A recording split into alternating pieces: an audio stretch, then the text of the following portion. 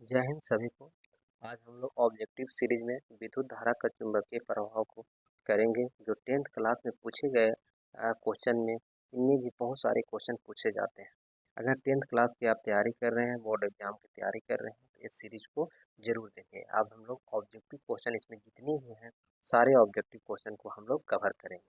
चलिए स्टार्ट करते हैं। पहला नंबर क्वेश्चन है कि विद्युत धारा के चुंबकीय प्रभाव का खोज किसने किया था। तो ये विद्युत धारा का चुंबकीय प्रभाव का खोज ऑस्टेड महादेव ने किए थे।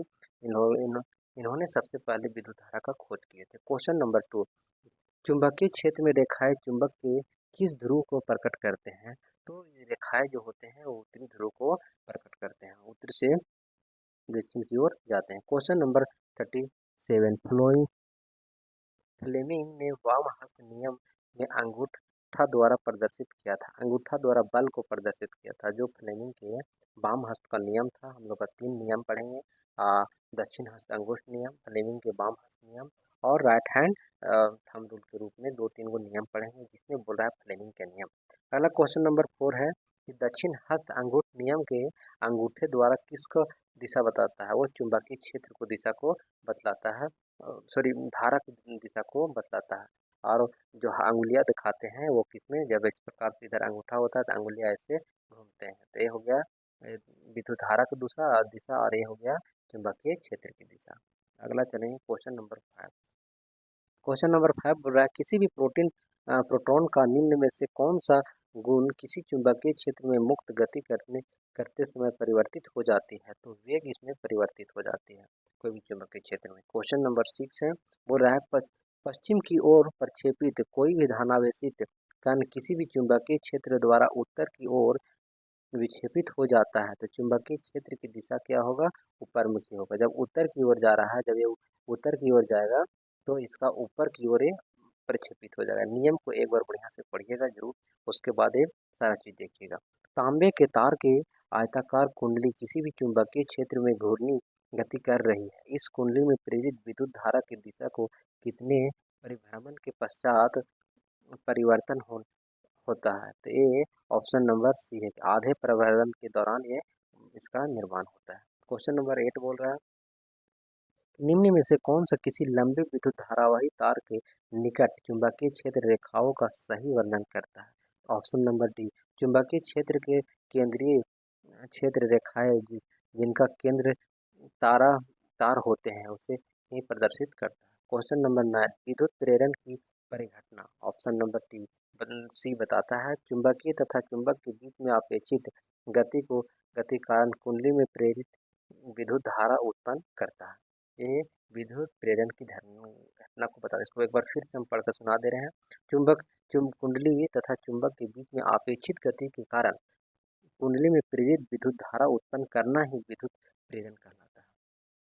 अगला क्वेश्चन नंबर 10 बोल रहा है कि विद्युत धारा में उत्पन्न करने वाला युक्ति कहते हैं, उसे जनित्र कहते हैं। जो विद्युत धारा उत्पन्न करते हैं हम लोग मोटर के रूप में यूज करते हैं। मोटर के द्वारा हम लोग क्या करते हैं, निर्माण करते हैं, विद्युत धारा का निर्माण करते हैं। क्वेश्चन नंबर 11, किसी भी एसी जनित्र को डीसी जनित्र में मूलभूत अंतर क्या होती है। एसी डीसी में क्या अंतर होती है। ऑप्शन नंबर डी देखिए, एसी जनित्र में सर्पी वलय होती है और डीसी जनित्र में दिक्पाद जनित होते हैं। दोनों का जनित्र केवल अलग अलग होता है। क्वेश्चन नंबर हम लोग पढ़ेंगे 12 बोल रहा है लघु पथन के समय परिपथ में विद्युत धारा का मान क्या होता है, बहुत ही अधिक बढ़ जाता है। बढ़ जाने के कारण यह क्या हो जाता है, लघु पथन हो जाता है। इसका ऑप्शन सी है। क्वेश्चन नंबर हम लोग 30 देखेंगे, किसी विद्युत धारावाही सीधी लंबी परिनालिका में भीतर चुंबकीय क्षेत्र उसके भीतर का सभी बिंदुओं पर समान होते हैं। इसका ऑप्शन में क्या हो जाएगा, सी हो जाएगा। विद्युत धारा के अंदर भी उसके चुंबकीय जो क्षेत्र होते हैं वो क्या होते हैं, सभी समान होते हैं। क्वेश्चन नंबर 14, कौन सा युक्ति है जो विद्युत धारा को यांत्रिक ऊर्जा में रूपांतरित कर देता है।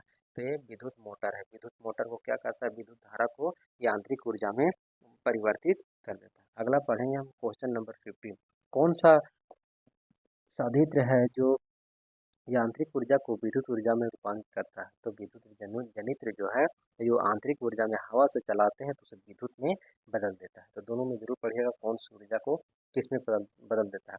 पहले जनित्र पढ़े, जनित्र क्या कर रहा था, यांत्रिक ऊर्जा को विद्युत ऊर्जा में परिवर्तित कर दे रहा था। लेकिन हम लोग पढ़े एक और विद्युत मोटर, जो विद्युत ऊर्जा को यांत्रिक ऊर्जा में परिवर्तित कर रहा था। क्वेश्चन नंबर हम लोग पढ़ेंगे 16।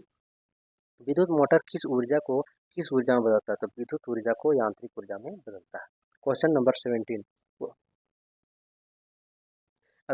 अपवर्ती धारा एसी की आवृत्ति क्या है?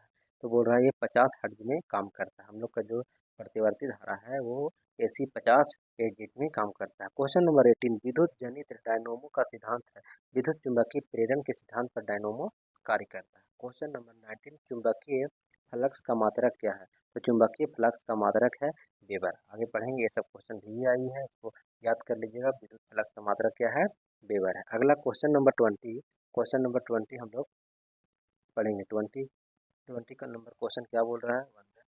बोल रहा है चुंबकीय क्षेत्र का मात्रक क्या है? तो चुंबकीय क्षेत्र का मात्रक हम लोग पढ़ेंगे। हाँ, चुंबकीय क्षेत्र का मात्रक भी है weber per metre square. Weber per metre square चुंबकीय क्षेत्र का मात्रक है। अगला क्वेश्चन नंबर 20। चुंबकीय क्षेत्र की तीव्रता का मात्रक क्या है? तो ऑस्टेड है। तीव्रता का मात्रक क्या है? ऑस्टेड है। क्वेश्चन नंबर 22 पढ़ेंगे। 22 क्वेश्चन नंबर क्या बता रहा है? बता रहा है विद्युत के चित्र में दर्शाए गए अनुसार कोई भी इलेक्ट्रॉन किसी भी चुंबकीय क्षेत्र के लंबवत प्रवेश करता है। इलेक्ट्रॉन पर आरोपित बल की दिशा क्या होगा? देखिए, चुंबकीय क्षेत्र इधर है और ये इलेक्ट्रॉन इधर है, तो पूछ रहा है कि आरोपित बल किधर दिखाएगा? तो कागज के भीतर की ओर, मतलब ये कागज इधर जो भीतर की ओर जो आएगा उसी को दिखाएगा। कागज के भीतर की ओर क्या दिखाएगा? तो आरोपित बल दिखाएगा। Question number 23। क्वेश्चन नंबर 23 बोल रहा है कि फ्लेमिंग का दक्षिण हस्त नियम बताता है। तो एक प्रेरित धारा का दिशा को बतलाता है। ये आगे हम लोग इस नियम के बारे में हम लोग थोड़ा डिटेल चर्चा करेंगे। जो वीडियो लाएंगे उसमें जरूर देखिएगा। 24। निम्नलिखित में से कौन सा उपकरण विद्युत धारा की उपस्थिति को दर्शाता है? तो एक गैल्वेनोमीटर जो है विद्युत धारा की उपस्थिति को अतः हम लोग पता करते हैं कि विद्युत धारा इसमें है नहीं है या नहीं, उसे हम किससे आरोपित करते हैं? तो गैल्वेनोमीटर से हम लोग चेक करते हैं। दाएं हस्त हाथ में अंगूठे के नियम को किसका प्रतिपादित करता है? ये मैक्सवेल के द्वारा बताया गया था दक्षिण हस्त अंगूठे नियम को। अगला पढ़ेंगे क्वेश्चन नंबर 26। निम्न पदार्थों में कौन चुंबकीय पदार्थ नहीं है? तो पीतल जो है चुंबकीय पदार्थ नहीं है, कोबाल्ट है, निकेल है और लोहा है। पीतल क्या है? चुंबकीय पदार्थ नहीं है। Question number 27। चुंबकीय बल रेखा की प्रकृति होती है काल्पनिक होती है, इसे हम लोग कल्पना करके देखते हैं। Question number 28। विद्युत परिपथ में विद्युत फ्यूज जोड़ा जाता है, तो विद्युत विद्युत तार के द्वारा ही